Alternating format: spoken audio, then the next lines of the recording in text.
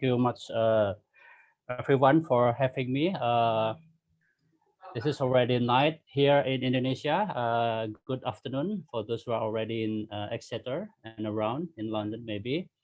So today's I have an opportunity to share my research entitled "Assessing the Effectiveness of Law Enforcement in Improving Test Compliance and Empirical Investigation."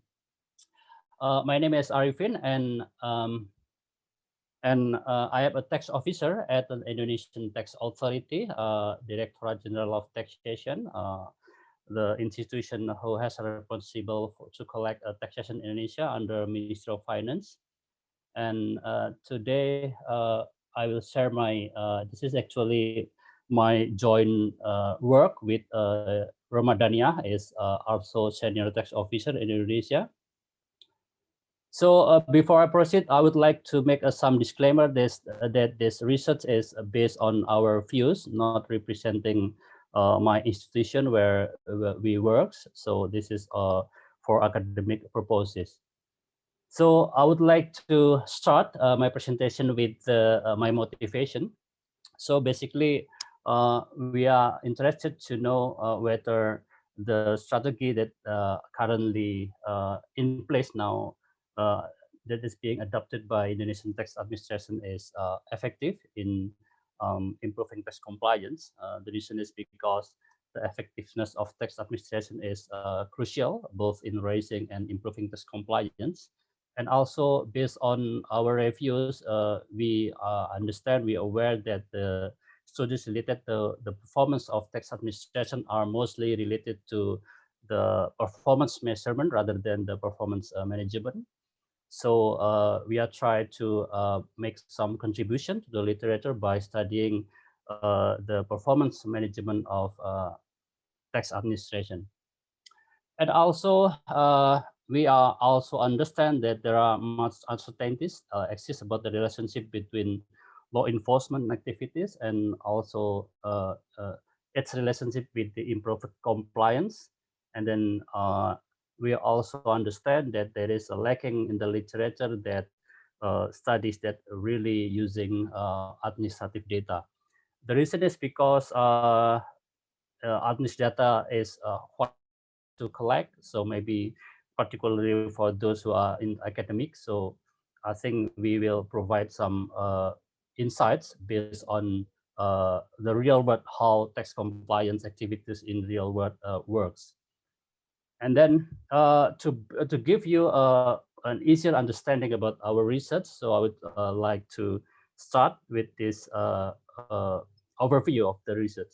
So our research question is mainly, we are asking whether law enforcement activities is effective in increasing tax compliance, and also because we have a privilege to collect some rare data, the list of taxpayer who has been investigated for committing criminal tax violation. So we are trying to combine this information, this data, to do some rigorous empirical analysis. And the data we use for this analysis is we use KPI, key performance indicator, from tax offices across Indonesia. We have 352 tax offices. And this is the list of taxpayers. Actually, we have almost 500 taxpayers who has been investigated for indication of a criminal offense. And they are spread across the 185 tax offices. So this is the part of the tax office who has a registered taxpayer who has been criminally investigated. And the other part is a group of tax offices that do not have taxpayer that have been criminally investigated. So in our approach, in our empirical approach, we use path analysis using structural equation modeling. And then our key finding is we found that there is a significant positive effect on audit coverage ratio on improving tax compliance. We will give you a detailed what is the meaning of formal and material compliance in Indonesian context. And also we also found that criminal investigation appears to be a key factor in driving the results. So we will see that there is differences between the group that has a taxpayer who has been criminally investigated, and the other is not. So I will have three main topic here. So I will give you the detail of the institutional setting and data, and our empirical approach, and our the main result, and then a conclusion. So in institutional setting, so one of the problem Indonesia are now facing is that the Indonesian tax ratio are continue to decline. So boosting tax revenue is also challenging in Indonesia right now. So for example, Indonesia currently is part of middle income countries, but in terms of tax ratio, we are slightly, not slightly, it's actually below those who are considered as low income countries. So for example, according to studies by IMF or World Bank, for example, mostly on average tax ratio of the low income countries is around 15%, but we are currently declining on from around 11% to almost 10% in 2019, and then we are expecting that will be declined 0.3% due to the coronavirus pandemic. So despite the fact that Indonesian government has continuously improved or make some reforms to do some reform, but it is very hard for Indonesian government to increase or to sustain the tax revenue.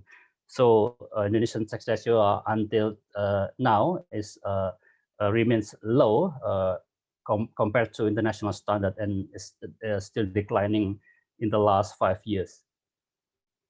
And this is the unique part of this research, because currently under Ministry of Finance, the DGT are using balanced scorecard approach. If some of you are already aware, is balanced scorecard is used to mostly used by business entities to running this strategy.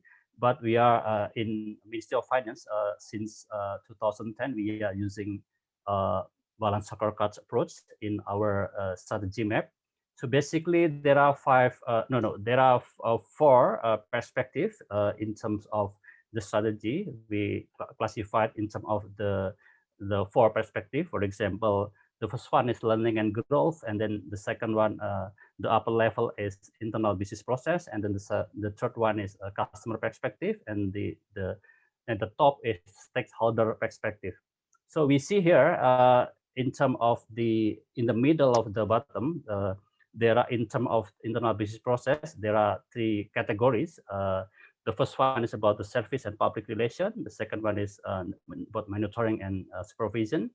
And then the third one is law enforcement. So this is there is a red dust line. So we can see here, this is the focus of our study. And then in the second of the top, we can see that there is a customer perspective. This is the heart of our study. This is the level of compliance we want to assess. So higher taxpayer compliance is part of the we call it strategic objective in this strategy map. And the also interesting part is in our official document, it suggests explicitly that this strategy map requires a causal relationship between each of strategic objective. So we can see here there is an arrow, one direction arrow. It suggests that there is a causal relationship between this part. And then, so this is in terms of the data. So we collect the data from across Indonesia. We have several main islands. To give you an overview how the location or geographical location of the tax offices we are currently using in the data. So there are 4 types of tax offices in Indonesia: large, special, medium, and small. But the largest part is the small, and then the large tax office is only 4. So it's account for, I think, almost 40% of the total revenue from Indonesia. And then we collect 19 KPIs data from all of the tax offices. So we collect almost 7,000 observational data. So to give you some overview, to give you some mental image about the distribution of the data, this is the the histogram of our data. This is frequency distribution of our KPIs data from the whole of the tax offices. So actually, as I mentioned earlier, there is 19 KPIs data we use in this analysis. So this is just to give you an overview about the distribution of the data.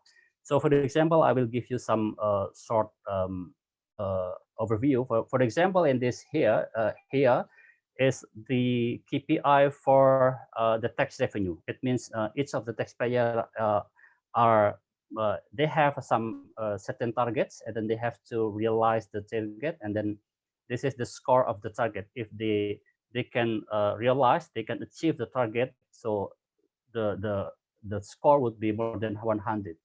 And this one, this is this one is the compliance level. So this is the formal compliance, and this is the distribution of material compliance. What it means by formal compliance? Basically, we measure formal compliance based on filing ratio. This is the ratio between the actual tax return we receive compared to the number of taxpayers who are obliged or required to submit their tax return. And then the material compliance means that this is the ratio of the taxpayer who made payment compared to the number of taxpayer who are required to submit their tax return. So I will not give you the whole overview of the data, so just to give you the sense of the distribution of the data.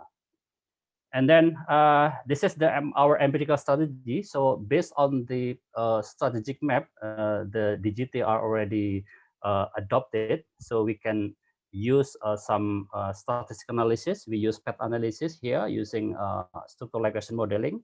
So in this model, we can run simultaneously multiple regression based on the data we use.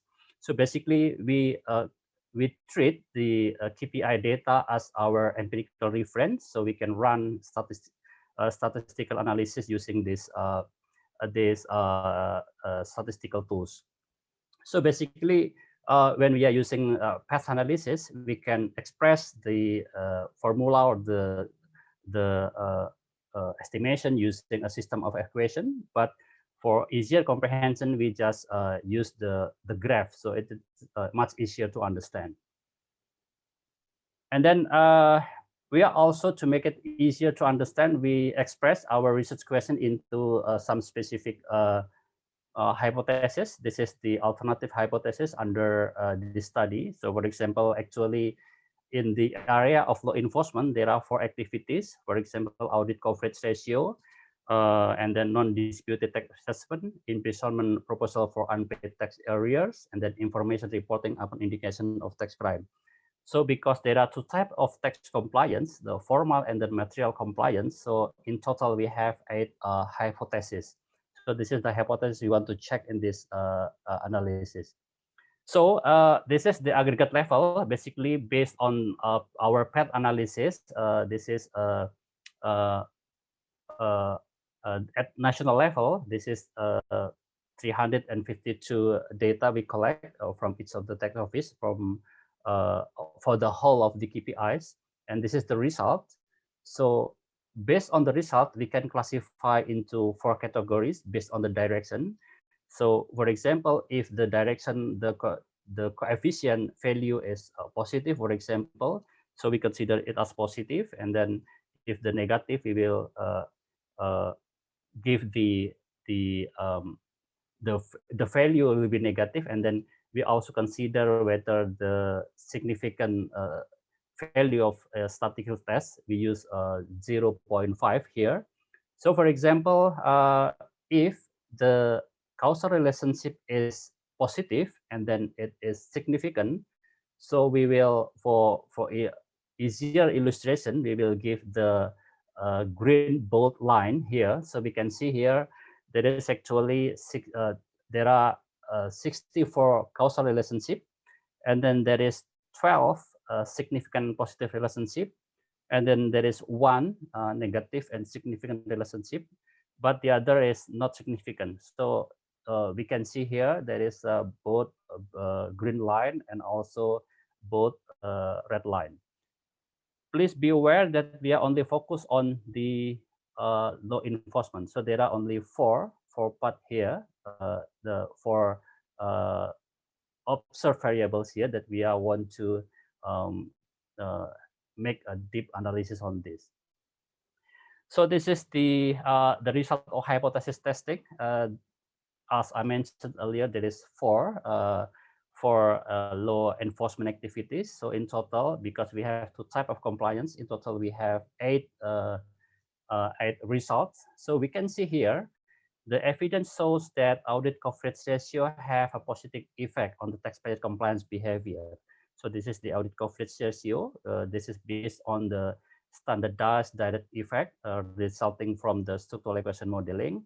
And then we can see here that the coefficient is positive and also statistically significant under 0.01. So we can see here that audit coverage ratio is has a positive effect both on formal and material compliance. And also, as I mentioned earlier, we have two group of tax offices based on the status of the taxpayer who has been criminally investigated because of the indication of committing criminal violation. So there are 480 taxpayers, and these taxpayers are registered in 185 tax offices. So we call it data set one. And then the rest, this is the tax offices that not having the taxpayer being criminally investigated. There are 167. So we running the same analysis on the aggregate level. So we found that there is a stark difference between those who has been investigated and not. For example, here we can see that the coefficient for audit coverage ratio, both for formal and material compliance, is positive and also statistically significant. But in contrast, those who has not not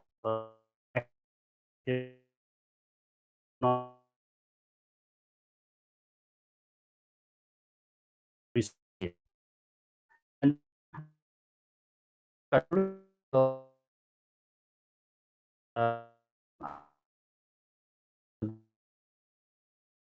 uh,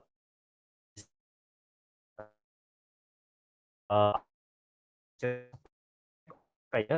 both for matter compliance. So this supports the important of Arifin, additional views. Yes. excuse me for interrupting, but it seems like you have a bad connection. So if you can retake what you said the last minute, please. Thank you. Oh, sorry. Sorry. Thank you very much. So I will start here. So our conclusion suggests that we provide evidence that audit coverage ratio has a positive effect on taxpayers' compliance. So we provide evidence based on our research that audit coverage ratio have a positive effect on taxpayer compliance behavior, both for formal and material compliance. So basically, this finding support the importance of traditional views of economic returns model, who emphasize the importance of probability of getting audited or the probability of detection, and also the maybe the severity of sanction. And also this evidence suggests that criminal investigation seems to be very deterministic in terms of um, uh, determining whether the effect of audit coverage ratio is positive or not significant. So, for example, we can see from the evidence that those who has taxpayer who has been criminally investigated, we can see that there is a positive effect. And the explanation for this, maybe we call it spillover effect, because maybe based on the effect of the criminal investigation, and then the taxpayer maybe see the effect of these activities based on their peers maybe. And the other explanation for this is maybe from a taxpayer perspective, there is a cognitive bias that suggests taxpayers to tend to rely more on the information they have, because for example, our qualitative interview with some of the tax officials and taxpayers, because they just uh, here some, there is some activities that some of the colleagues have been investigated due to some they're committing criminal behavior. So this is indicate that maybe availability bias uh, is in place in these activities. So, but we cannot fully understand what is the actual relationship between the audit coverage ratio and then the activity of criminal investigation. For this reason, we suggest that further research is needed to better understand this complex relationship. Thank you very much for giving me extra time, Larson. Thank you very much. No problem. We're glad you are back, Arifin. We have Thank some you very questions. much. Yes, we have some questions here. I will try to put them together because I have a question myself, and Yes, then please. Justus put a couple of them. And he first asked how. So maybe you could answer all of them together. Do you know how the results differ in terms of geography, given the distribution of tax offices across Indonesia? And related to that, I also have a question of how do you, with this array of small and large offices across the country, how do you work with equitable understanding of the tax law and equitable understanding of the audits?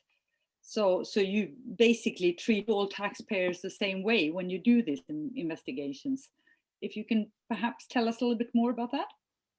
Yes, thank you very much. Actually, in our full version of our working paper, so we just do some robustness check for the geographical location. And actually, we combine, for example, if you have you heard maybe the Pareto law. So, for example, this is in our analysis, we not only use the geography location, so we split the data set based on the type of tax offices, but also based on their contribution. For example, we can understand that there are 80% of tax revenue collected in Indonesia are contributed by only 20% of the tax offices. So, for example, the large large tax office contribute maybe about 50%. And then we can see, for example, from our strategy map, we can see, for example, those who are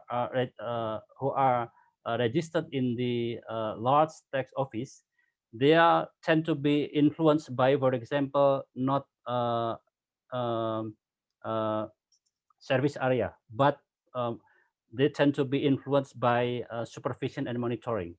And then those who are in the other part area of Java, for example, in Sumatra, for example, they tend to be influenced by law enforcement. So there is some dynamic here. There is a variation. And also for small tax offices, because I think I can respond the question from, for example, we can see, for example, the small tax offices tend to have a large portion of taxpayers who has lower tax literacy. So in this area, we can see that in some of our internal business process, our service and relationship tend to be more influential in improving the level of compliance. So actually, we have a lot of analysis for this, but for this paper, we only focus on the law enforcement and only at aggregate level. But actually, we slicing the data into the different data sets. Thank you.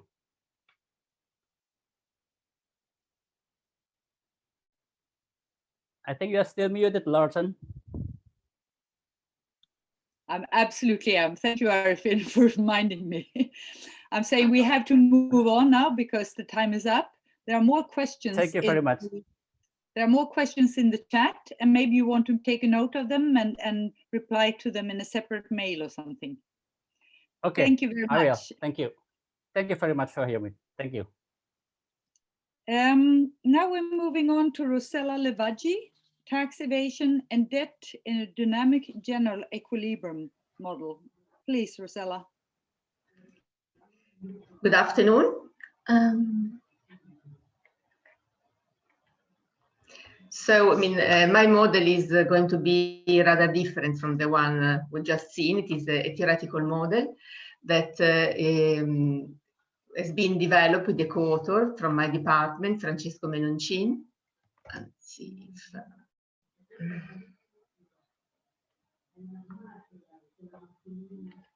Okay.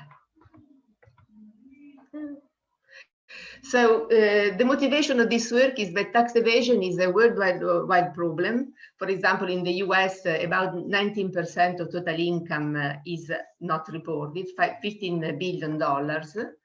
In Europe, the income not reported is about 20% of GDP, which accounts for a potential loss of 1 trillion euro each year.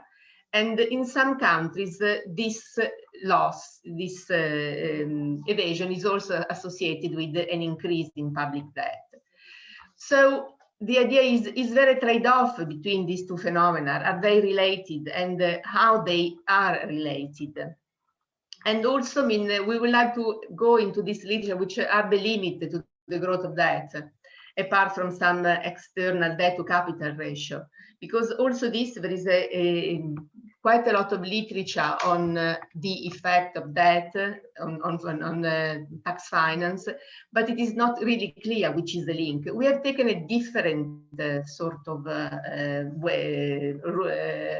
avenue, and we're trying to understand under which condition this debt to capital ratio reaches an equilibrium. And for us, the equilibrium is a sort of where we are trying to explore whether the debt to capital ratio is mean reverting. And also tax evasion, what is going to make a difference on this process. So we propose a model where public expenditure is financed through taxes and debt. Tax evasion is possible. And we study under which condition this debt to GDP ratio is mean reverting, which basically means it converges toward a fixed value in the long run, and the value is stable.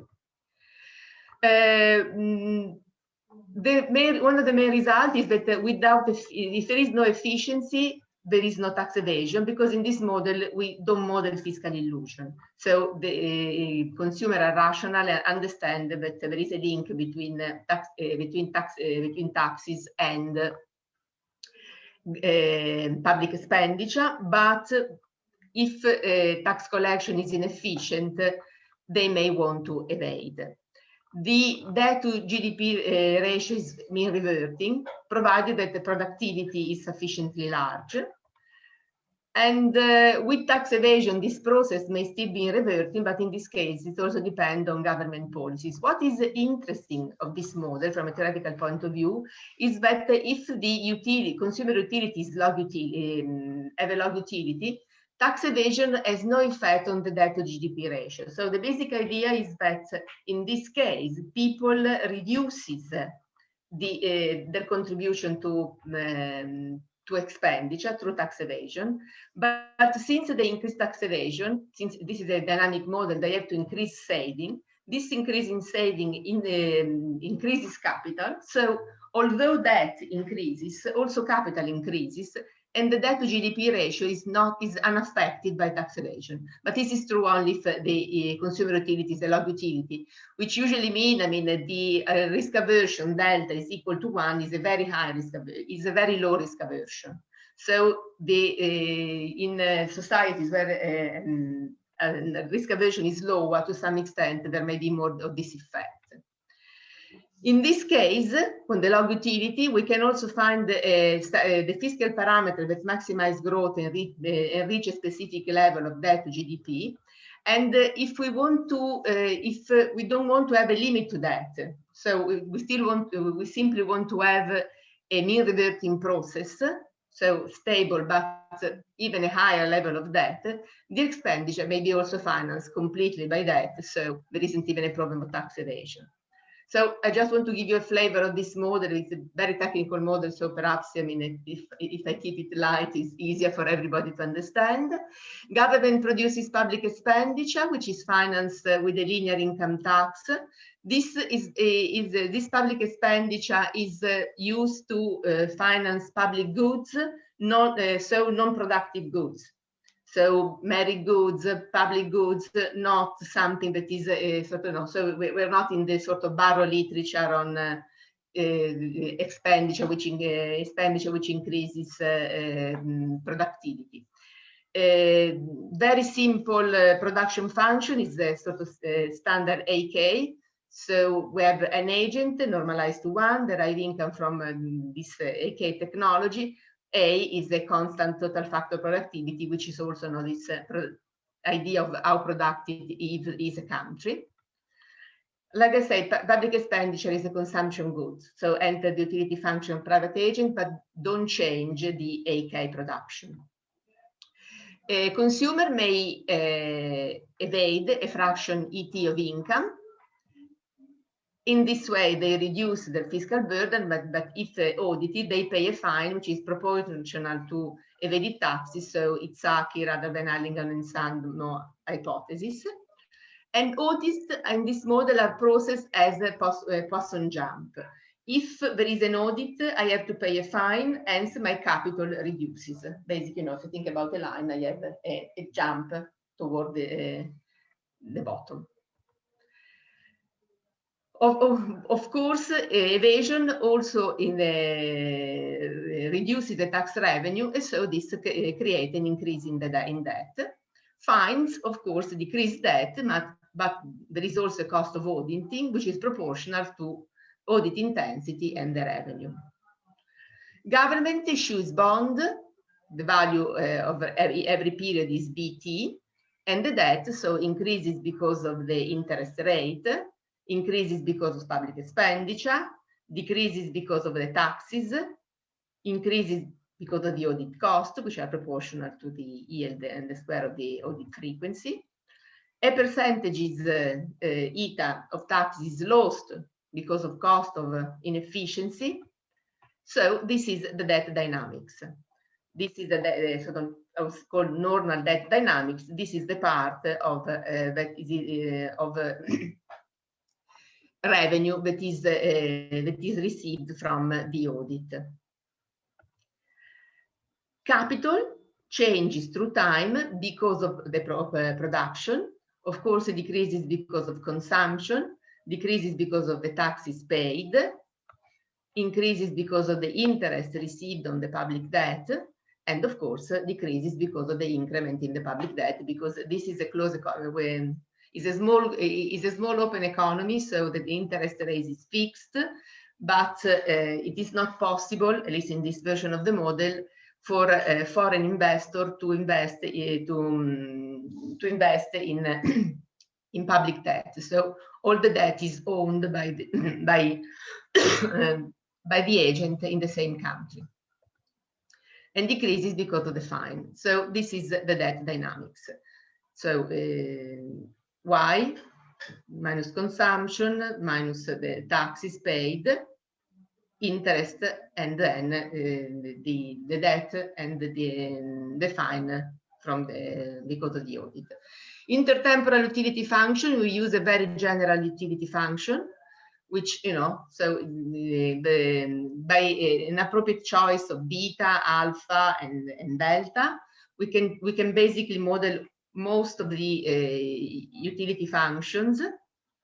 In particular, when delta is equal to 1, this becomes a log utility. We can maximize, if we maximize this utility over of an infinite horizon, we get this result. This is the optimal tax evasion, which is proportional to Y. And this is the optimal consumption. As you can see, the optimal consumption is vaguely, what one would expect from this type of utility function. So it is a proportion of income. What is interesting is this is the optimal capital accumulation, and this is the optimal growth, which of course is reduced from the normal growth with tax evasion because of the cost of audit, increases increases because of tax evasion, but of course reduces because of the fine on the of the audit. What is interesting is to see the debt dynamics, which is this very long equation. But what is interesting of this equation is that if this part, which, I mean, it's a bit difficult to say what it is. This is a part of this bit is the part of the optimal growth, but not completed. R is the interest rate that is paid on the debt. This term is related to audits, but it's not exactly the same as in the growth. If this term is positive, the debt to GDP ratio is mean reverting. And this means that basically in the long run, you get to an equilibrium. And this is, if this process is mean reverting, this is the level of the debt to GDP ratio to which this model converges. Of course, I mean, it is a bit complicated, and it's also a bit complicated to see under which condition it converges.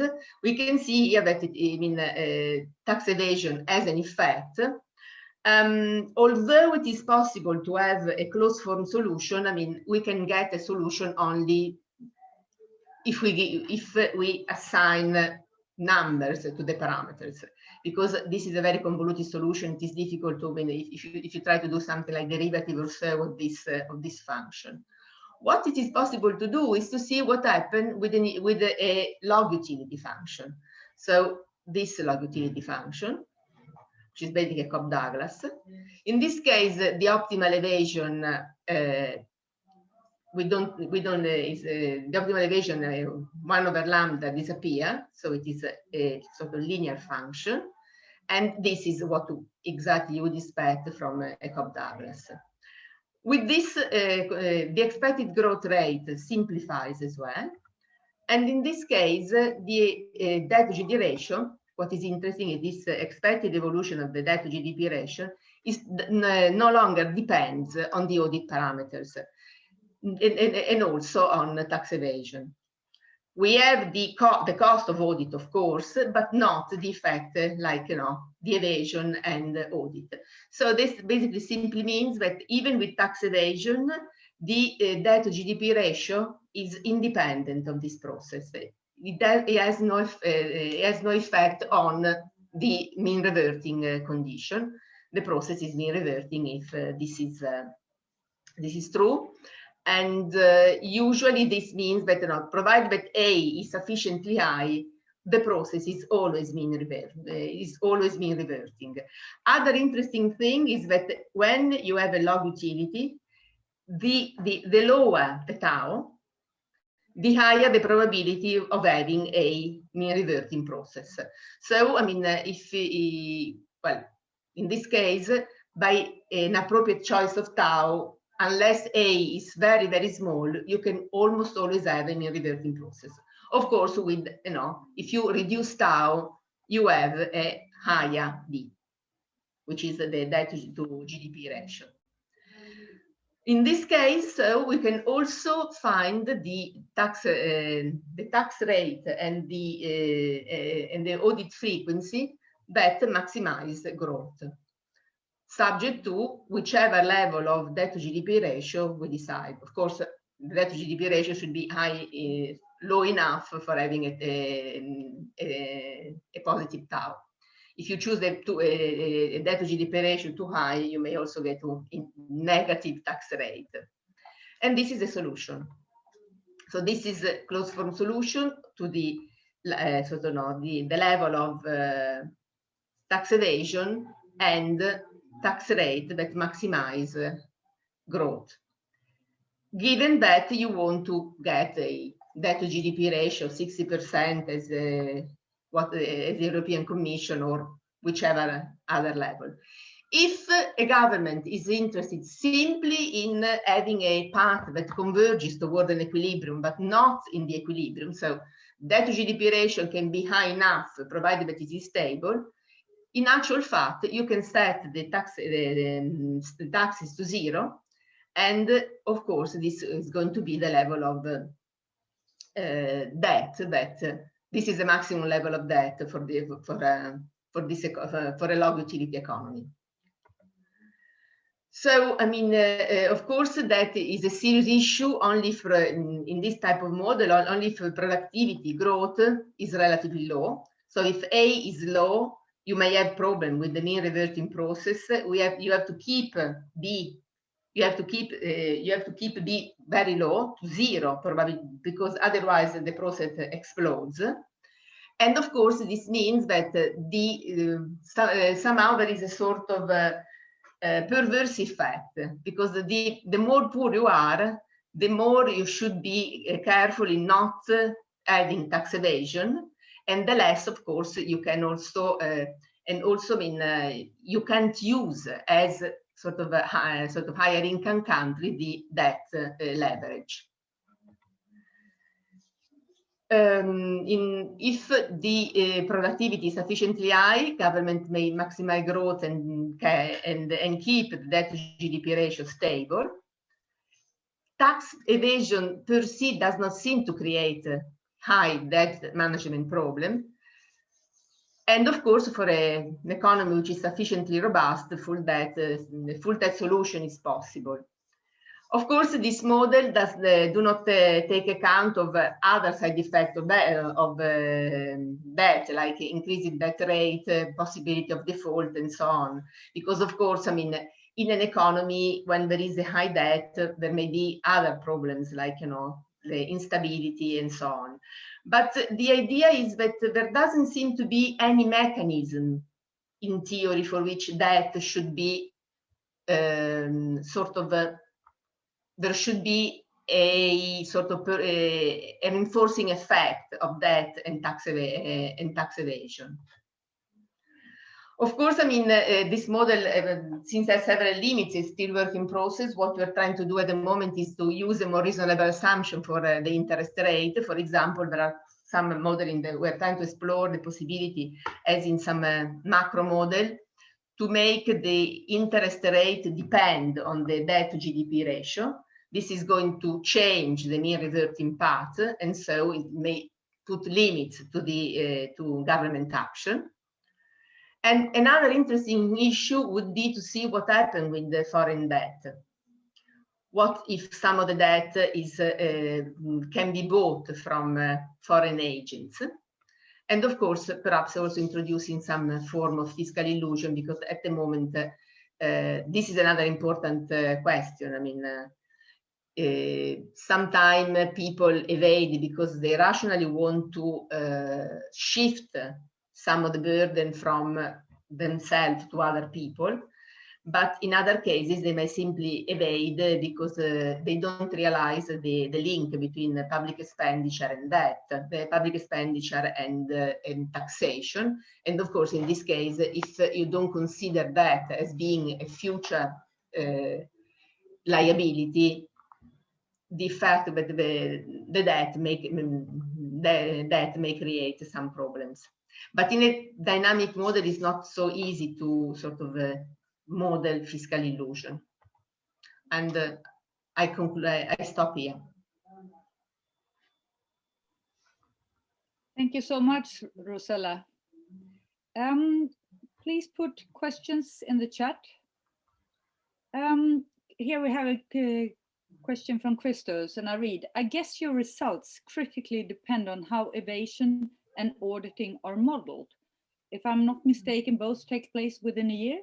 Also, as tax is a proportion, audit intensity is the same across income. It is not reinforcing effective through taxation creates liquidity issues, causing consumers to evade in order to smooth out alla Andreoni.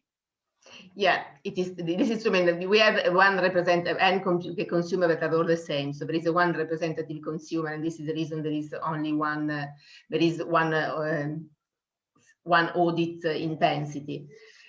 It would be very interesting to sort of model more consumer, because if you have more consumer, you know, I mean, this income is per se a different. Creates a different level of risk aversion. So, you know, I think, yes, this would be another sort of interesting avenue. Yeah. I know this is very much a theoretical piece, and I'm a qualitative scholar on of tax, but how do you see audits? I mean, there are very different types of audit. There are very different costs associated to making different types of audits, and they're also very different efficiently. What assumptions have you made about audit? At the moment, we just got to sort of one type of audit, and in this model, you also assume that audits are in fact efficient. I mean, when there is an audit, you also find whatever has been evaded. We are trying to work with some different model, like consumer that may invest sort of some money in sort of the cost of hiding and so on. But yeah, I mean, it is a bit difficult to put everything together. So I mean, this model, the idea was simple audit and nothing more. What I would like to do, but I mean, I have to speak to my co-author, is I mean, it is in this sort of almost a general equilibrium model. One may also think that to get some different flavor to the model, what I would like to explore is the possibility that to link the intensity of audit to the productivity of the economy. Something like if I'm using 100 people, 1,000 people, whatever, to audit, these are people that do not work in a sort of product in something that produces private goods.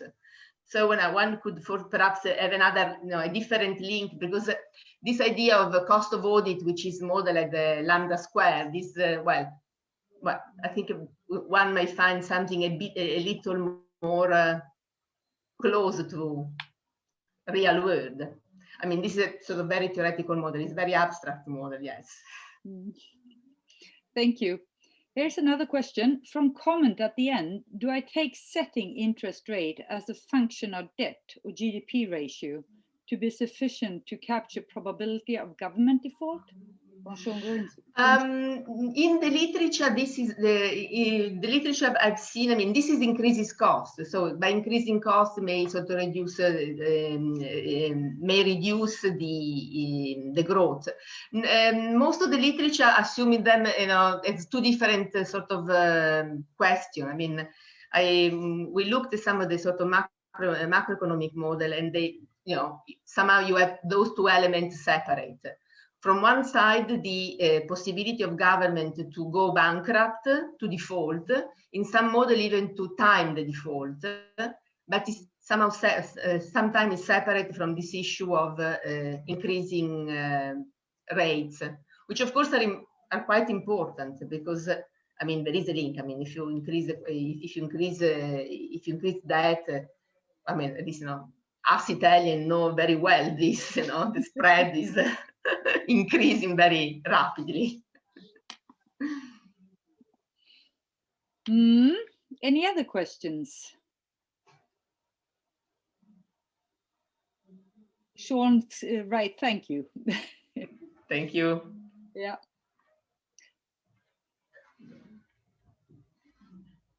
And then a final question here then. Do you think that your model is sensitive to different types of taxes? Naturally, certain taxes and regimes pose different evasion risks. It's something that it would be interesting to explore. I mean, we just have one tax on income at the moment, but it would be very interesting to explore this, whether, taxes on consumption have a different effect than taxes on income. Yeah. Okay. All right. Thank you so very much, Rosella. Thank you. We move quickly on here to Trifon Pavkov, who will talk about uncovering the tax elasticity using administrative data, evidence from a comprehensive tax reform. Please, Trifon. Hello. Hello, everybody. Can you hear me? Yes, very much so. Oh, okay. Let me share the screen.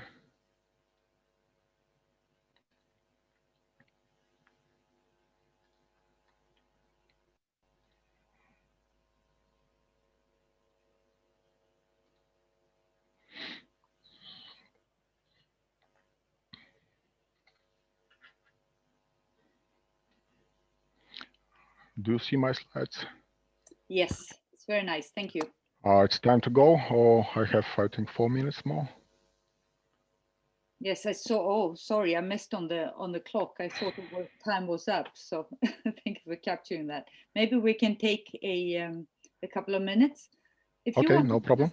If you just like to give some context, you can talk a little bit about your research, sort of in a broader sense, as a start, while we wait for.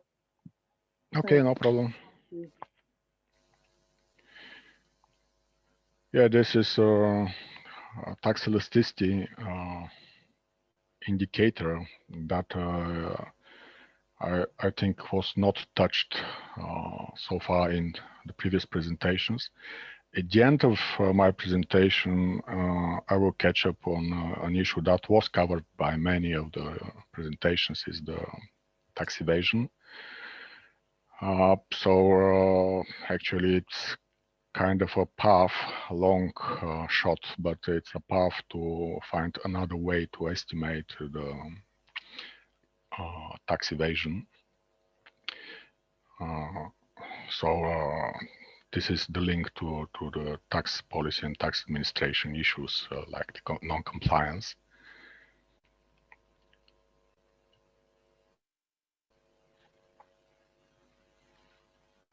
It says here the evidence from a comprehensive tax reform. Where is that? It's in Bulgaria. Bulgaria. Okay. Yeah, I'm in Bulgaria right now, by the way. Regards from Sofia. Okay, thank you. It's cloudy, not raining. Yeah.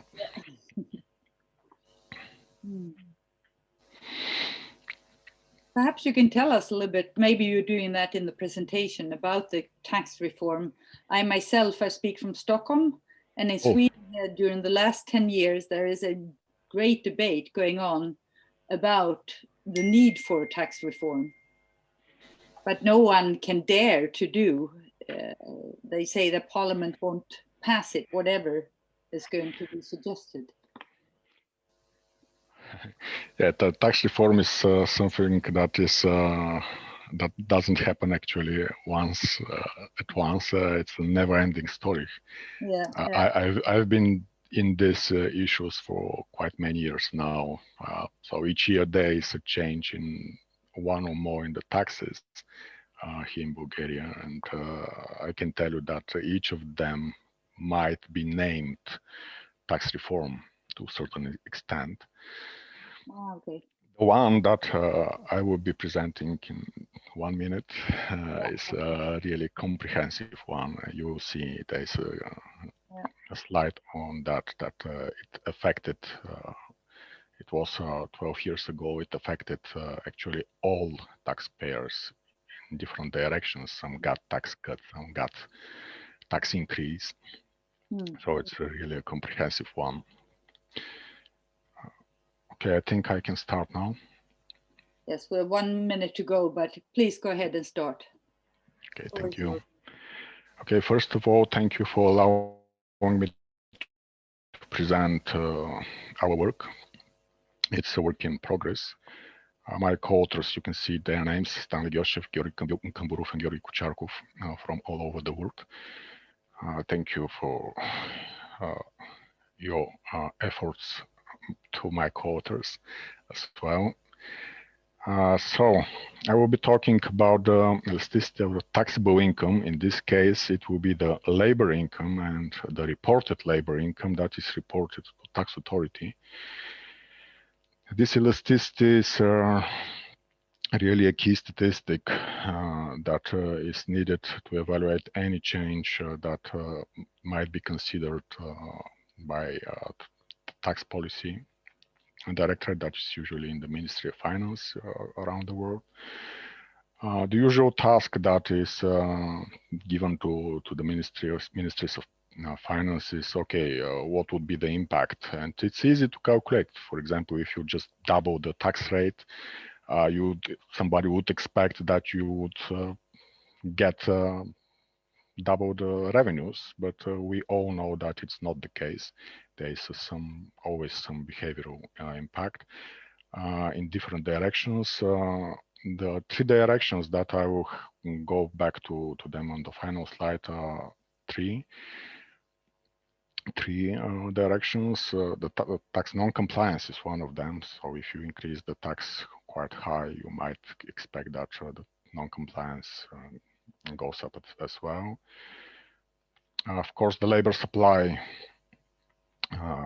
can go down if you raise the taxes, and when you when there is an increase or change in taxes, it's maybe the perfect time to renegotiate your salary. So it's through the bargaining channel for having any influence on this elasticity.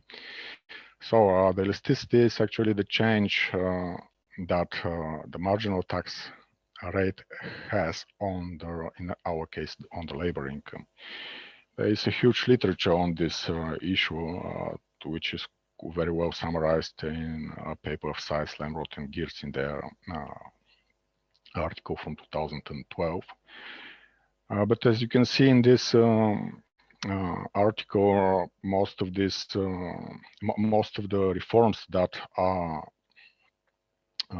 studied, they come from small, let's say, tax reforms, mainly on high-income groups of the population.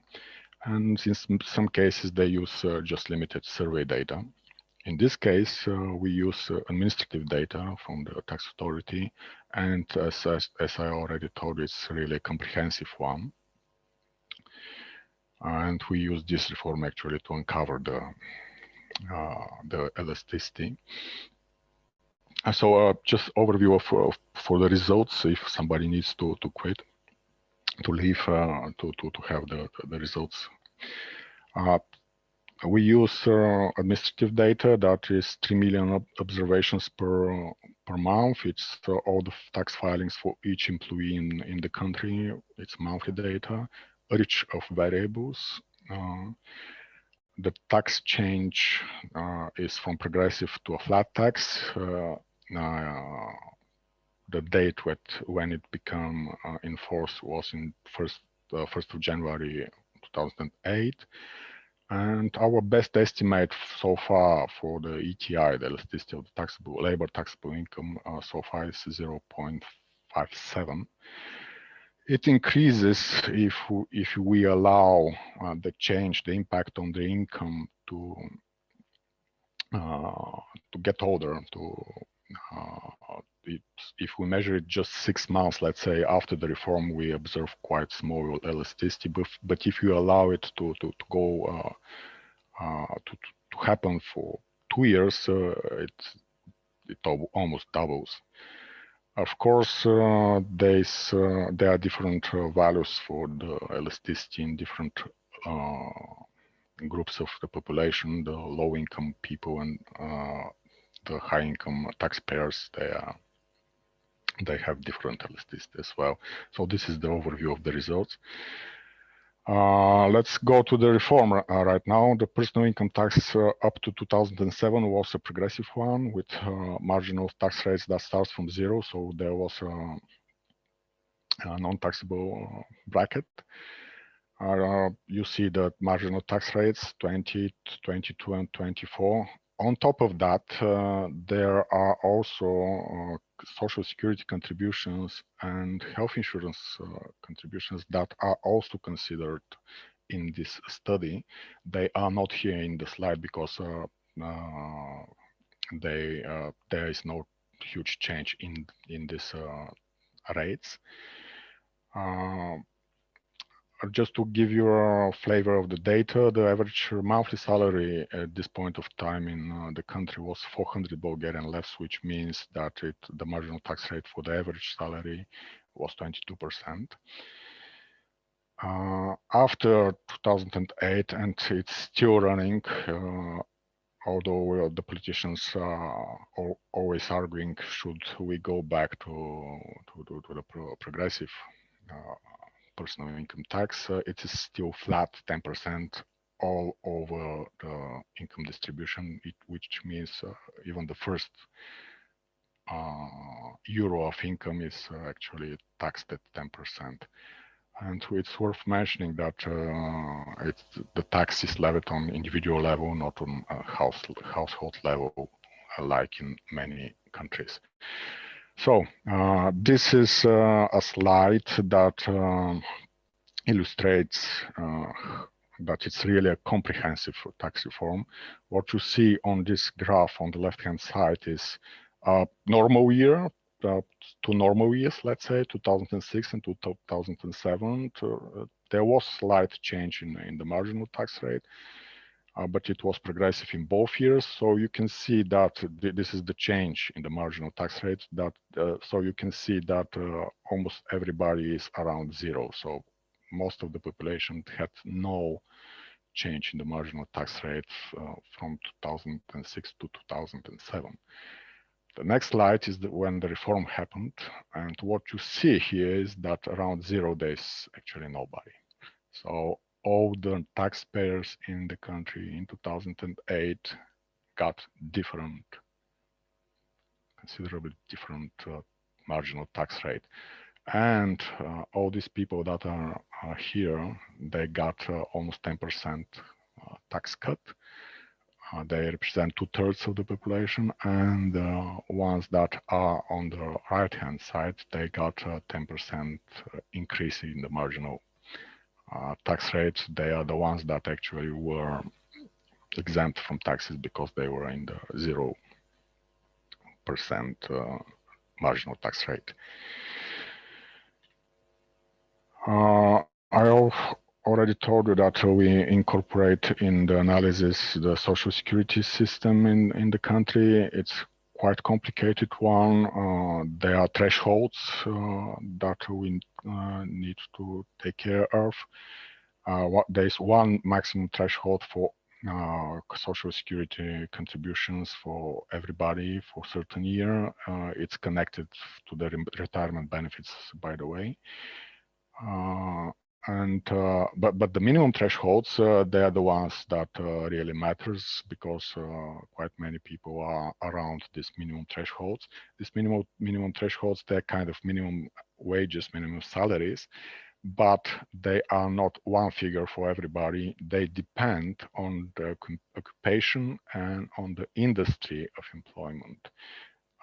Each year, the unions, the government, and their employers organizations, they gather and they negotiate on these minimum thresholds. That's why it differs by industry and by occupation. The source of the data source is the so-called declaration form 1 that is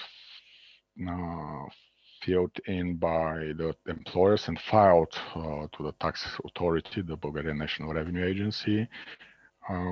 We asked for data from 2005 to 2018, but so far for these results we use only the data up to 2012. If you remember, the reform was in 2008. This is the form. Don't expect you to read it. It's in Bulgarian, just to have no papers here. Everything is electronic, but just to see that there are more than 40 variables here. Together with this data that comes from this tax declaration, tax return, as there is an ID in each of these tax returns, so it's possible to connect the data from the tax return to tax registers where the data was merged with spouse, number of kids, employer characteristics, the region, and so on and so on. So it's really a rich data set that is possible to be used. We had to apply some sample restrictions. I told you already for the time period. As this is a really huge data set, we don't use all the 12 months for each year. We use only data for April and October, so 6-month windows from April to October, from October to April next year. The age is limited from 25 to 59. We just didn't want to bother with, let's say, students that are part-time workers, and 59 is around the age when most people retire in the country. Because we want to use data from the registry for kids and spouse, it's available only for the Bulgarian employees. That's why we dropped the foreigners. Also, the central and local government employees are dropped because we believe that the third component of the elasticity, the bargaining part, actually doesn't work for the government employees. It's another bargaining process there. And of course, we had to drop some observations with missing data. So the final data set that we had to use is of around 9 million observations. So the methodology, we use the methodology is well described and developed by Gruber and Sayers in their paper from 2002. The log of taxable income depends on the individual fixed effect plus beta. Beta is actually the ETI that we try to estimate times the log of 1 minus tau. Tau is the marginal tax rate. 1 minus tau is the marginal net of tax. So that's why we get the positive sign for the elasticity. If we use the marginal tax, it would go the other way, so it would be negative. But because in this model we use the marginal net of tax rate, that's why we get positive elasticity. To estimate the beta, we use the first difference version of this model.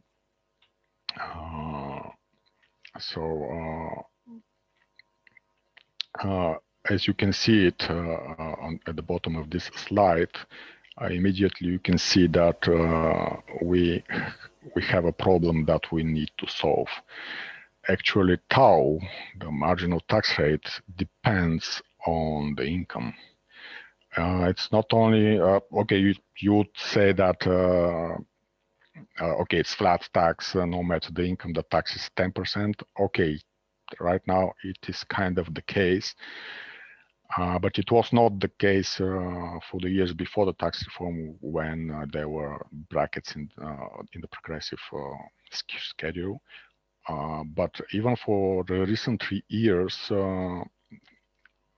these thresholds that I told you about, the minimum thresholds and the maximum threshold for social security contributions, they matter a lot. So people that are above the threshold, their income is above the threshold, let's say, they pay their contributions, social security contributions, not on their real income, but on the threshold. And it actually affects the marginal tax rate for them. I told you that by tax rate, we include not only the tax, the personal income tax, but also the social security contributions. So that's why we have this problem of indigeneity. To solve this problem, we use IV, instrumental variable. We use simulated mechanical marginal tax rate. We just get the data for the characteristics of a certain employee for the base year, and we keep all the characteristics that matter for the marginal tax rate, the occupation, the industry, and the income level. We just inflate it. We move it to the next year to see what would be the marginal tax rate next year when the change happens, irrespectively of the changes that might occur in the characteristics. We continue following Gruber and Sayers in their methodology, and we use splines to control for earnings levels and also for earnings growth. So the earnings levels are the previous year before the reform, and the growth is between the previous and the current year. And of course, we use time dummies for different aggregate trend. Yeah, these years they're quite stormy. In 2007, the country joined the European Union, and different groups of the population experienced different earnings growth. So the results. What you see on this table here is our preferred scenario data, 0.572 that I told you about. Here you have the different time windows, periods of time which we allow to happen. So this is 6 months after the reform, 12 months after the reform, and so on and so on. So our preferred estimate is for 1 year after the reform. What is the impact on the income of changing the marginal tax? Here by rows, we run several specifications depending on the hours worked. This is another variable available in this rich data set. The first specification is with no restrictions, so no matter how many hours somebody worked, it's in the data. And we restrict more and more, and actually the preferred one is when we use mainly the people that work full-time. On top of that, I told you about the splines that we use splines for level and increase of earnings. And these controls that are hard to see here at the bottom, they actually include age intervals, age groups, gender, and marital status. So far that's the controls.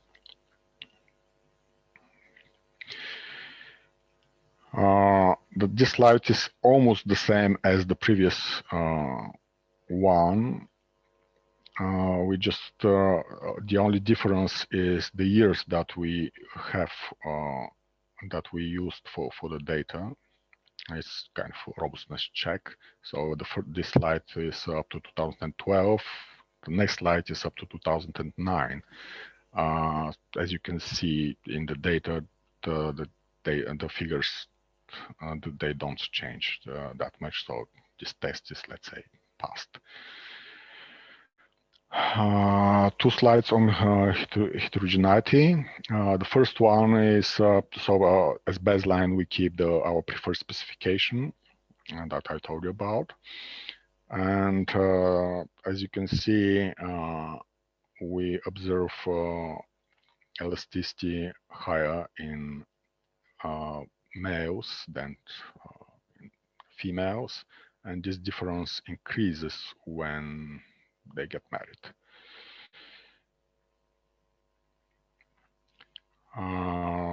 For younger taxpayers, we have slightly higher elasticity than the older ones, and of course the biggest difference is when we compare the data for different income groups. So the top earners, the top income people, they got really high elasticity. So to conclude, we use this really comprehensive tax reform in which actually everybody in the country got a new tax regime in force in 2008. We utilize administrative data from all the scenarios for different regressions. Our best estimate so far is 0.57 for the elasticity of labor taxable income. And the contribution for this paper is still we are working on it. It's still in the future. The first one to do is actually to explicitly account for spousal response to see how what is the level of this of the spouse, the wife or the husband, measured by the income level or income increase. we can use that. We can also actually include kids as well. The second one is something that is, I think we will be the first to do is to consider different firms. What do I mean by different firms? Imagine a company that all the employees are, let's say, they receive quite high wages, and there is another company that most of the employees they received low wages. These two companies, because in the process of this behavioral response actually comes not through the employees, but mainly through the employers. These employers of these two different companies might actually have different response to this tax change. It's personal income tax change, but actually the employers are the one that might make the difference. And the last thing that I have for my presentation is what I started with, is to go back to the tax non-compliance. Piketty, Sayers, and Stancheva in their paper from 2014, they suggest that the main components of the elasticity of taxable income, they are the drivers here, the compositions are these three ones: the wage bargaining, the labor supply, and the tax non-compliance. On labor supply, we already did some calculations, so I hope soon we'll be able to get this composition, this part of the elasticity. The wage bargaining is another one that is on the go. And what will be left? So we have the total, we have the labor supply part, and we have the wage bargaining one. So what's left will be actually the tax non-compliance. It's quite a long way to estimate it, but it's really hard to measure this tax non-compliance. I have seen many initiatives and projects and studies on how to measure the tax non-compliance, especially for the personal income tax, where employers and employees, they have common interest not to hide some of their incomes, or it's really tricky business to have good estimate on that. So hopefully this reform will allow us to have a good proxy of the good estimate for the tax non-compliance at this point of time. So that's all from me. Thank you. Thank you if very you have much. any questions. Yes, please put your questions in there. If I may start, and you mentioned at the end of what you want to see is the tax non-compliance. When this reform was changed, did also the tax administration who collect the income tax change by any means? For example, digitalization, that has been a subject for earlier presentations today, and where they see this is more efficient and so forth. There was change in the tax administration, but it happened 3 years before this reform. So it was quite stable at this point of time. Okay.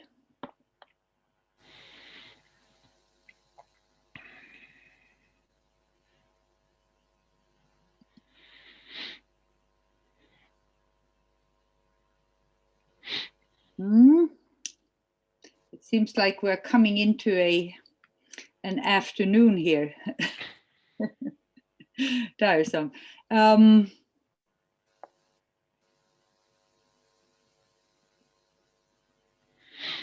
You also wrote here earlier when you say consider different firms. Can you say something more about this? Explicitly account for differences in wage bargaining. I mean, is it different ways they can bargain for wages and do something outside being taxed and inside? Or is it firms that you have the possibility of not bargaining so much in large firms compared to the small plumber shops and You see what I mean? The which are more sort of corner stores. Mm-hmm. Yeah, the main idea here is, as I explained, is that, thank you for your question. Yes, because employers and employees, they have equal interest to hide some of the reported to the tax authority income. That's why it's really hard via audits or some other checks to discover what's really going on. Envelope wages, things like that always happen, and they happen differently in different type of companies. So actually, this is what is behind this bargaining. Because in some companies, this kind of illegal bargaining is well known and let's say it's expected by some employees, or even in others not. And it really depends on the level of the reported income that is already in the tax records. Companies that are with most of the employees with low income with very that got really hit by the reform, they got 10% increase in tax just from the next day. Their response would be quite different in our understanding from the response that actually from firms that okay, had this envelope wages before, but right now why to do so? They just got 10% decrease tax cut. So why to bother? So we expect that for the companies that has more employees with higher wages, their response would be with reducing the tax non-compliance part of the elasticity. There's a question in the chat. Yes, I will post that. It's from Ahmad Zaki Zamani, and with 0.57, the elasticity for wage earners in Bulgaria is substantially higher than many countries, Europe and North America. In most cases, self-employed taxpayers show higher responses. What do you think?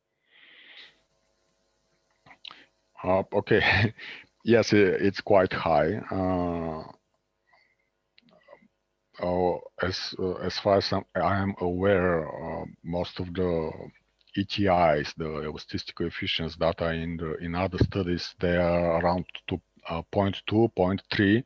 So this is almost 0.6, which is 2-3 times higher than the ones that are measured by other researchers. But I think it's really country specific, and it also really depends on the total the cumulative marginal tax rate. If you have a country where the cumulative marginal tax rate is, let's say, 15%, you might get one elasticity compared to another country where the cumulative marginal tax rate, cumulative I mean tax plus social security, is, let's say, 50%. The response would be significantly different. On top of that, I think I missed that. Thank you for the question. I missed that we use only employee data. No self-employed are in this data set. So it's hard to compare these results to results that are on self-employed, because in self-employed, the decision of how much to declare to tax authorities, it's the decision of themselves, not decision of the employer, let's say. You cannot bargain with yourself, I guess. So. Well, we look very much forward to when you have something on the tax non-compliance, but thank you very much, Trifon. Thank you. Thank you. And now we move on to the final presenter in this session. And this is Jiao Li, the supply and demand of tax avoidance. Please, Jiao. Okay. Trifon, can you please take away your presentation? Okay, let me share my screen. Yes. Now, can you see my slides? Perfect. Thank you. Okay. Hi, everyone. I'm Jiao. I'm so glad to present my research, which is about market tax avoidance schemes. This work is supervised by Matthew. I really thank for his comments and help. I first noticed the market tax avoidance schemes from the Times, and the news said that many employers have allowed their payroll administration to be run by offshore-based umbrella companies since 1999. These companies work by collecting fees from a freelancer's employer on their behalf, and then paying the worker their wage in non-repairable loans, disguising their true tax obligations. Many of the freelancers claim they only signed up to these schemes because they were told to do so by employers, but they didn't know they avoided tax until they receive a letter from HMRC. These tax avoidance schemes devastate the lives of middle and lower income individuals and cause significant losses in public revenue. The estimate is provided by the UK tax authority that the value of tax avoidance is £1.7 billion in 2016.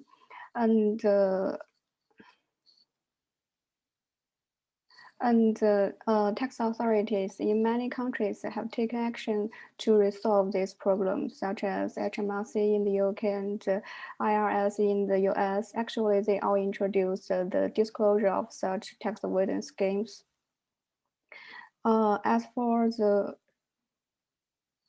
As for the literature, many scholars have analyzed the demand side. Most work focuses on the avoidance, evasion, decision making, and subsequent theoretical work has extended the basic analysis to consider endogenous income and alternative tax functions. Much of the remaining literature on the demand side is concerned with whether income tax has effect on labor supply, tax avoidance, and compensation bargaining.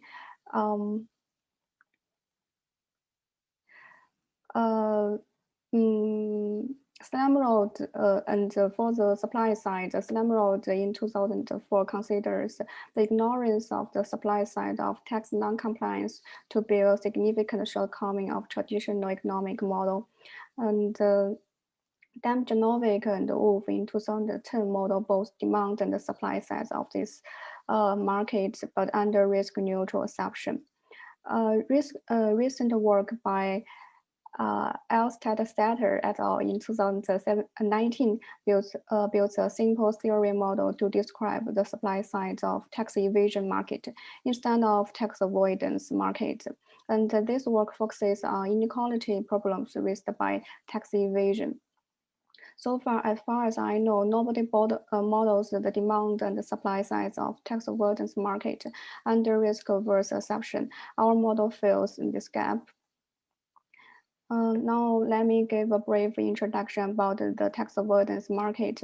In the market, there are three roles: taxpayers, firms, and the tax authority, and one product, the tax avoidance schemes.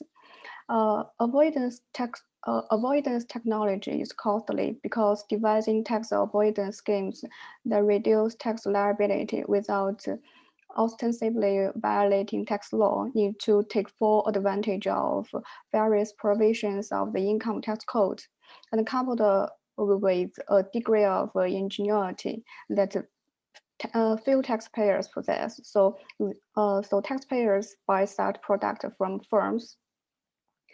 Firms sell these tax avoidance schemes to taxpayers at a per unit market price with minimum avoidance fee. The minimum avoidance fee is induced by the existence of setup cost Now let me give a brief explanation for the setup cost. To provide an effective tax reduction scheme, suppliers must conduct complex research into local and international tax law, devise a scheme, and then test it, and seek a legal opinion as to whether it works in law, and then set up the trust for customers. So we call the cost of setting up the scheme the setup cost.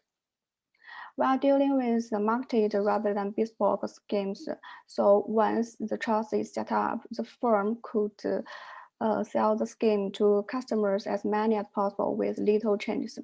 That's because adding one more person into the device, the scheme costs almost nothing. And all schemes are asked to be reported to the tax authority and might be challenged. If challenged, the firm have relevant cost in order to deal with the inquiries from the tax authority. If the challenge is successful, the tax authority obtains the right to reclaim the tax owed from taxpayers and shut down the scheme, but cannot levy a fine on the firm and the taxpayers. That's because the scheme is legal until it's judged by the tax court. Actually, in the market, there are 50 to 100 firms, and each firm provides only one type of scheme. Some taxpayers buy more than one tax avoidance schemes. As it's risky investment, taxpayers prefer to spread risks that found by the tax authority. However, most taxpayers avoid with only one firm. That's because firms have a minimum fee requirement that most taxpayers cannot spread their avoided income over two or more firms. Also, the tax avoidance scheme is super complicated, and taxpayers couldn't understand and tell the difference. Therefore, they just choose a firm randomly, which means the selected firm acts as a monopolist. So to keep things simple, we assume that in our model there is a single firm making and selling a type of tax avoidance scheme to taxpayers. Now, let's look at the demand side first. There is a continuum risk-averse taxpayers indexed by I, and each taxpayer has an exogenous wealth W. Taxpayers' true income is not observed by the tax authority, and they can choose whether to declare their true income and avoid paying tax. So the taxpayers expected utility is the sum of weighted utility when avoidance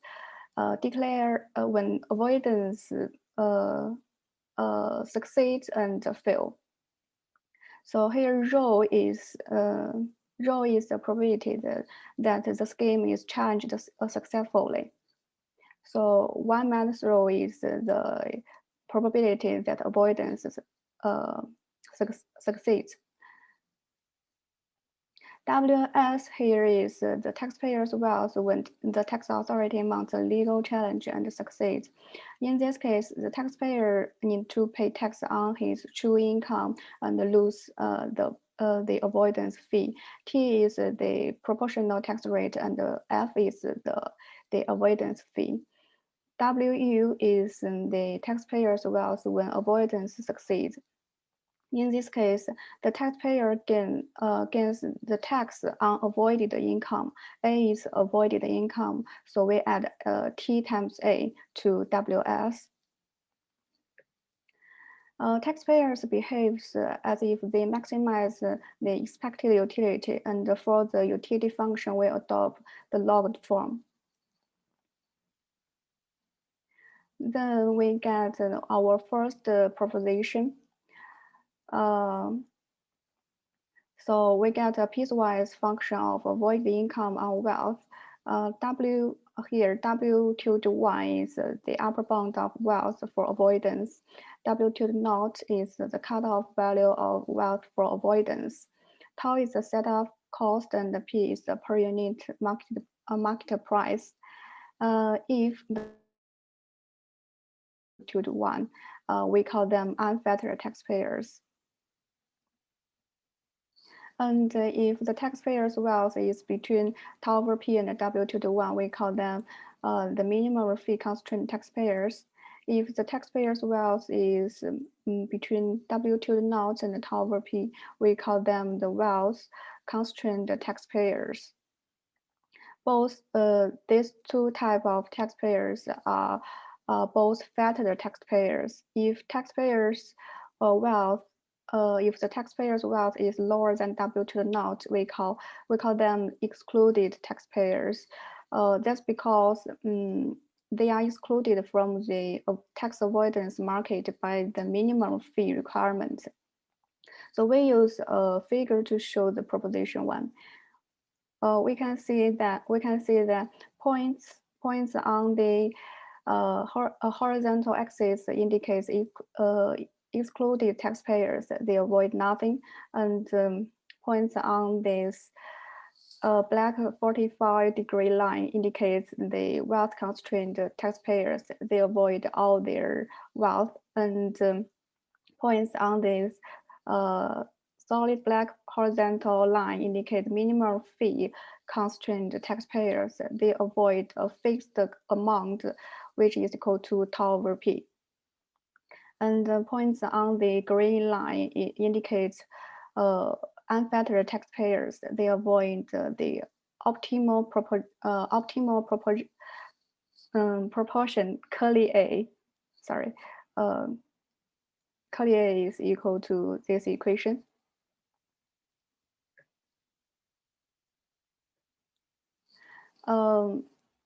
So for unfettered taxpayers, they avoid the they have the optimal proportion.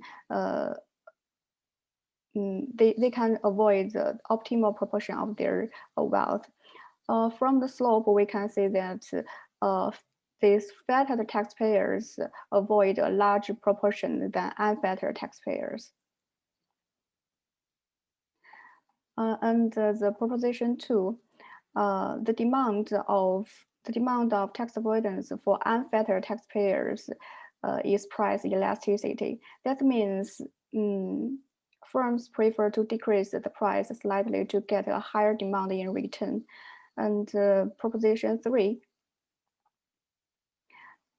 is the extensive margin of fettered taxpayer is greater than the intensive margin of unfettered taxpayers when the price changes. So let me give an explanation. Statistics, we know that if the price goes up, then the W to the 0, the cutoff value of wealth for avoidance doesn't change. That means no new fettered taxpayers enter the market. And also, if the price increases, W to the 1, curly A and capital A decrease. That means the upper bound of wealth for avoidance, the optimal proportion of avoided income, and the aggregate avoidance decrease. So that means more unfettered taxpayers, but avoid less. So we can conclude that when the price changes, the extensive margin of fettered taxpayers is greater than intensive margin of unfettered taxpayers. Now we turn to the supply side. The firm's expected profit function is given by equation 4, and small g of W is the probability density function. The first term is the total revenue of selling tax avoidance schemes. F of W is the avoidance fee function. The fee taxpayer paid depends on whether they can afford the minimum avoidance fee and essentially associated with their wealth. Unfettered taxpayers could buy the scheme freely at per unit market price P, and the fee is more than the minimum fee. So the fee received by the firm is linked to the amount of avoided income, that's P times A. Fettered taxpayers must pay the minimum avoidance fee, which is equal to the setup cost, and the excluded taxpayers pay nothing. The second term is the total setup cost. The bold one is a dummy variable. So when a taxpayer avoids tax and his avoided income is greater than 0, the dummy variable takes 1, otherwise it takes 0. The third term of this equation is the legal cost. As I mentioned before, if the scheme is challenged, the firm have relevant legal costs in order to deal with inquiries from the tax authority.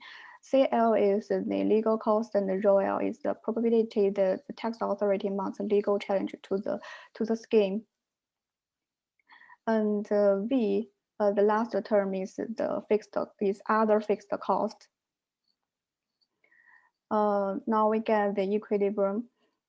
Also, so from this profit function, we can see that the firm makes profit only from the unfettered taxpayers. From proposition 2, we know that the demand of tax avoidance for unfettered taxpayers is price elastic. So firms prefer to decrease the price slightly to get a higher demand in return. And for a given price, they would not impose upper limit on the amount that can be avoided. So in equilibrium, both fettered and unfettered taxpayers avoid all their wealth. Oh. Sorry. And the equilibrium price is only affected by the tax rate and the probability of successful legal challenge to tax avoidance schemes. And the tax revenue is given by this equation. Taxpayers whose wealth is lower than W tilde naught are excluded taxpayers. So this equation means that is the excluded taxpayers, the lower income taxpayers, who end up paying the taxes. The comparative statistics with respect to tax rate is too complex, so we couldn't get the qualitative result. So we do simulation and get the numerical result.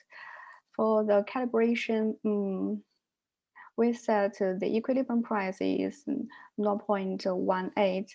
So we know that from a case, HMRC has won a legal case over the tax avoidance scheme promoter named Harris, which helps the tax authority collect over 40 million pounds in unpaid taxes. Scheme users paid Harris 18% promoter fees to allow them to access the scheme. Therefore, we use 18% as the equilibrium price. And from the National Audit Office report in 2012, we know that compared to the number of users of avoidance schemes, only a number of cases enter litigation. So we believe that the probability of legal challenge to the scheme is not high. We, for example, we make it equal to 0.35, and HMRC has, HMRC has a high success rate when it litigates avoidance cases. From the 2010 to October of 2012, the successful rate is 85%. So the rho is the probability of successful legal challenge, which is equal to rho S times rho L. So the rho is 0.297. Where from the know that the average disposal income in the UK is 34210, and the median is 28,418 pounds. So we use the mean and the median to we model the UK income distribution as log normal. We use the mean and the median to estimate the mu, which is equal to 10.25, and sigma is equal to 0.609. Now, then we do the simulation, we get the relationship between tax rate and the cutoff wealth for avoidance. So we can see that W to the naught is decreasing in tax rate when the tax rate is lower than 0.5, and at the beginning, W to the naught shrinking quickly and then slowly. This figure shows the relationship between tax rate and aggregate avoidance. So here there are three effects determine aggregate avoidance. That's negative income effect, substitution effect, and extensive margin effect. Negative income effect means the increase in tax rate makes taxpayers feel poorer. Then these taxpayers become more risk averse, so they wish to decrease avoidance. Substitution effect means avoidance become more valuable when tax rate is higher. So increase in tax rate makes the taxpayer want to avoid more.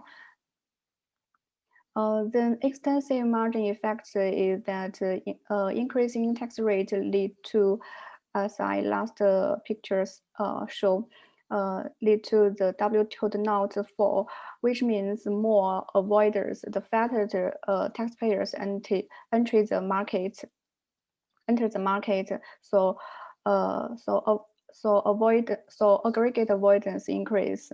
So last figure explains why aggregate avoidance start to grow fast and then slowly. This figure depicts the relationship between tax rate and tax revenue, which is actually the Laffer curve when tax rate is less than 0.5. There is one more effect, the intensive margin effect. So in equilibrium, both fatter and unfatter taxpayers continue to avoid all their wealth. So aggregate avoidance, so aggregate of avoid the income is still the same, but increasing tax rate makes the existing avoiders avoid more tax. So there is a sharp decrease in the tax revenue, which shapes the Laffer curve. The Laffer curve indicates the revenue maximizing tax rate. When tax rate is higher than this point, increasing tax rate will not only reduce tax revenue but also increase aggregate avoidance. So now we could conclude our research. First, the demand for avoidance is a function of wealth, and the demand of unfettered taxpayers is price elastic. When the price changes, the extensive margin of fettered taxpayers is greater than intensive margin of unfettered taxpayers. In equilibrium, both fettered and unfettered taxpayers avoid all their wealth, and the unit price of tax avoidance is affected by the tax rate and the probability of successful legal challenge. And by simulation, we get the Laffer curve and indicate the revenue maximizing tax rate. Okay, that's all. Thank you. Thanks for your attention. Thank you, Jiao.